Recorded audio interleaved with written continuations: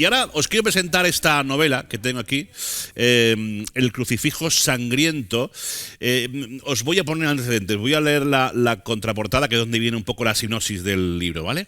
Porque a ver si os suena algo. En enero de 1775 llega a Almería don Benito Ramón de Hermida, quien posteriormente sería lo que hoy llamamos fiscal general del Estado, ministro de Justicia y presidente por edad de las Cortes de Cádiz. Coincidiendo con su venida, comienzan a aparecer cadáveres decapitados y con enormes crucifijos clavados en el vientre. Don Benito Ramón y los hombres que le acompañaban no solo deben lidiar contra las irregularidades y la corrupta gestión de la diócesis de Almería, sino que además ha de enfrentarse a esta horrenda serie de asesinatos. La cosa promete, ¿eh? Esta es la última novela, el último trabajo, lo último que ha escrito José Juan Berbel. Muy buenas tardes y bienvenido. Buenas tardes. ¿Cómo estás? Bien, bien. ¿Estás cómodo? Sí, Perfecto. estupendamente. Bueno, tengo que reconocer que cuando llegué a la librería y lo vi, rápidamente dije, me lo tengo que llevar a casa a leerlo, porque me encantó la trama. Pero claro, empecé a hablar de nefasta gestión de la diócesis y tal, con lo que está lloviendo, con lo que ha llovido sobre todo en la diócesis de Almería, y dice, ¿lo ha escrito a propósito? Pues, la verdad es que no, porque empecé a escribir la novela allá por el 2015, más o menos. No me digas. Sí. Y es que esto está basado en unos hechos históricos. Hubo, allá en estos años de 1775, en torno a esos años hubo una corrupción grandísima en la diócesis de Almería. Ajá. Porque en aquella época también era más grave, no solamente en Almería, sino en toda España, porque, bueno, no soy historiador, que conste, resulta que la Iglesia cobraba sus propios impuestos, Sí. tenía tierras, propiedades, etcétera. Ajá. Y en esa gestión pues había desvío de dinero, Sí, malversaciones, sí. Qué barbaridad. cuantas mal llevadas, de cosas de todo tipo. Y entonces de ahí viene el rey Carlos III, pues manda vamos a llamarle el protagonista, no exactamente el protagonista, a este personaje, a esta persona histórica, Benito Ramón de Hermida, para que investigue lo que está ocurriendo. De hecho, se tiró varios años, me parece que fueron 5 o 6 años, o más de 5 años aquí en Almería, investigando. Ajá. Como consecuencia de eso, se expropiaron todos los bienes de la Iglesia. Por eso, el hospital provincial, ¿sí?, que era de la Iglesia, pasó a ser propiedad pública, digámoslo así, o del ayuntamiento. Y entonces, cuando se devolvieron los bienes a la Iglesia, a principios del siglo XIX, pues se devolvieron todos menos el hospital. Qué curioso. O sea, que estamos ante una novela, pero que es fruto de un trabajo de investigación histórica tremendo. Bueno, en realidad, la verdad sea dicha, y de hecho lo menciono en la dedicatoria a la novela, esta parte histórica de cómo estaba la Iglesia y del juez Benito Ramón de Hermida, lo saco de un libro del historiador Antonio Gil Albarracín. Ajá. Y sí, una obra monumental de documentación, y me dio la idea.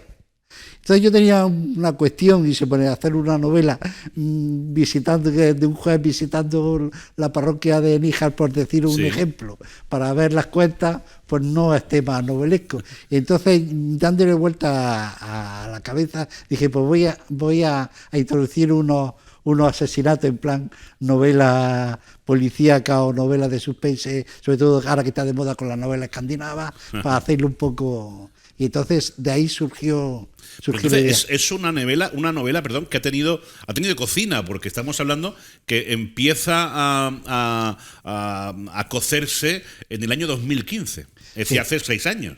Sí, pero sí, porque es que eso ya es una cuestión del estilo.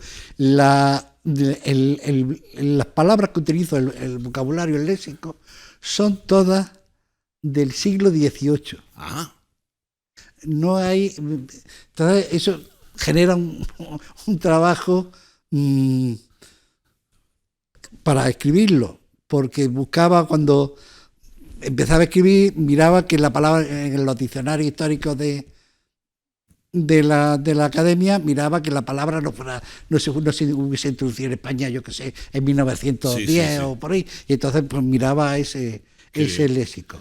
No me ha sido tan difícil porque por estudio de mi tesis doctoral y de otros temas de investigación, yo he trabajado mucho sobre el teatro del siglo XVIII. Claro, eso iba a decir. Entonces, que de casta le viene al galgo, ¿no? Sí. Es decir, que esa pasión por el siglo de oro y por el teatro clásico se tenía que poner sobre la mesa, ¿no?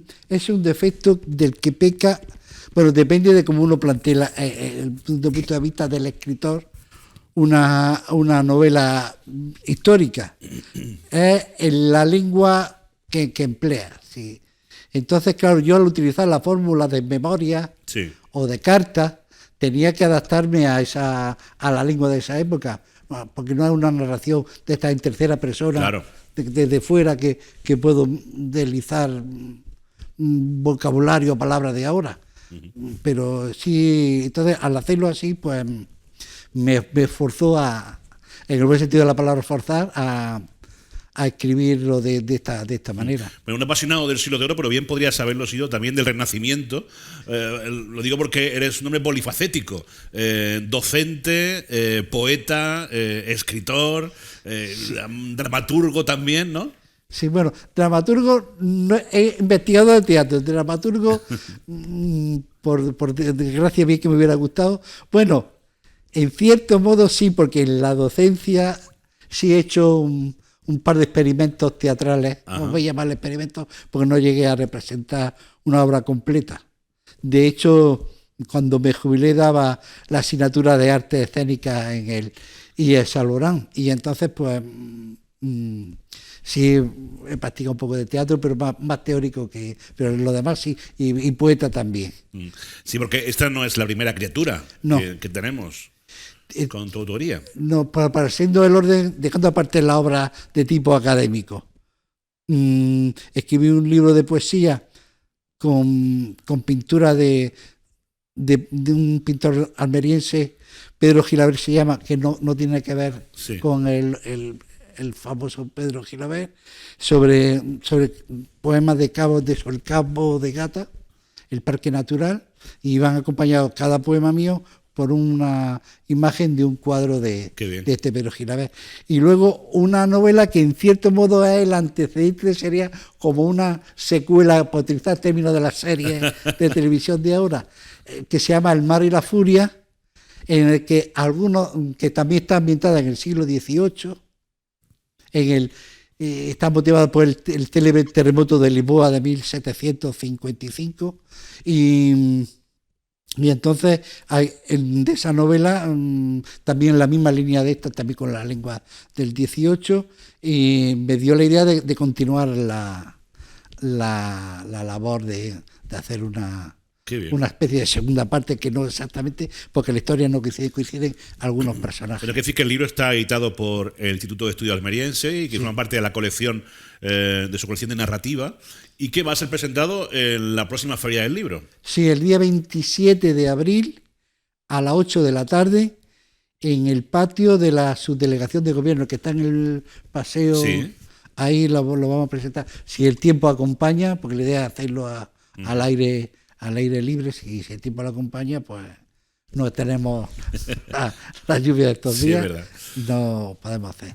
Y José Juan, ¿qué ha sido lo mejor de enfrascarse en esta aventura? Porque esto no deja de ser una aventura. Además, una aventura que se ha dilatado en el tiempo, pero evidentemente es casi que meterte en otra época, enfundarte el traje de otras personas, utilizar otro lenguaje, ¿no? Sí, es un poco como un juego.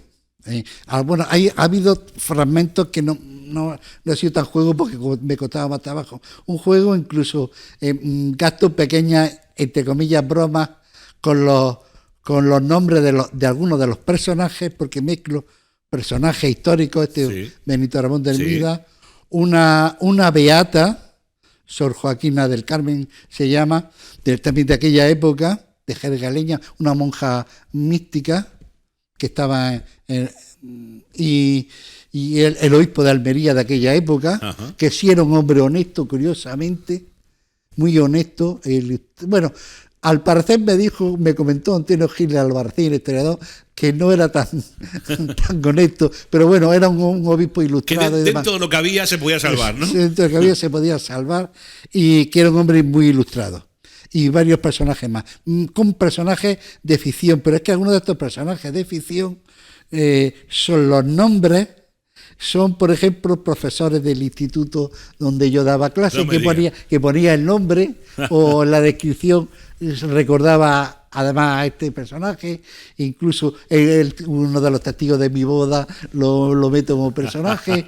En fin, y Qué esos bueno. pequeños juegos que para divertirme un poco, ¿no? Sí, señor. Y- Que toque el señor, ¿no? Sí. Hablando de la temática un poco de la novela. Bueno, pues El crucifijo sangriento está en las librerías. Yo os sugiero que os adentréis en esta historia, que lo compréis y que os empecéis a hacer ya con los personajes, sobre todo con la trama, que promete y mucho. Sí, porque pero sí, sí. yo he procurado darle variedad, porque no solamente el aspecto vamos a llamarle, de la corrupción o de la gestión de los bienes de la Iglesia. En el aspecto al meter los asesinatos, hago un panorama de cómo era Almería en el siglo XVIII, desde los primeros pasos de la chanca, que la menciono con minúsculas, Ajá. porque la chanca era una especie de almacén de los pescadores, entonces pongo la palabra chanca con minúsculas, Sí, sí. hasta cómo era la vida en los pueblos, en los O hospitales. sea, que también sirve un poco de fotografía de la Almería de aquella época. Sí, sí. Qué bien. Pues nada, otro argumento más para que compréis el libro y para que os adentréis en él. José Juan Bernal, muchísimas gracias, ha sido un placer. No, el placer ha sido mío de estar aquí con Hasta vosotros. la próxima.